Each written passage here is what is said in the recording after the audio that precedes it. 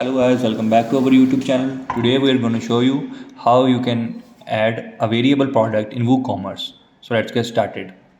So we will go on products and open a product. On this product we want to add the variations. Here you can see this product have variations. So these are the variation, you can have a look. We will add these types of variation in that product. We will go on products attributes and we're going to delete this already existing attribute and made a new attribute. We can name it size and add attribute.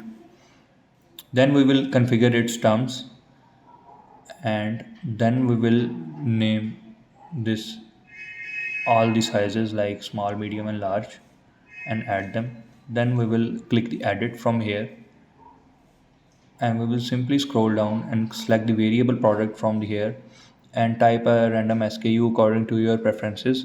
We will check mark this and I'm putting a random stock quantity and all this, like threshold will be 2, and I will select the attributes size and add it, and I will select the all attributes from here and I will save them.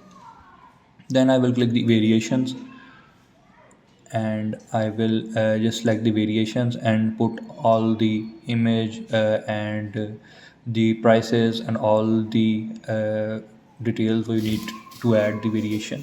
You can put it from here, and one variation is there, and you can do the same method with other variations. I'm just simply updating the listing and going back to the listing. Here you can see all the variations are here.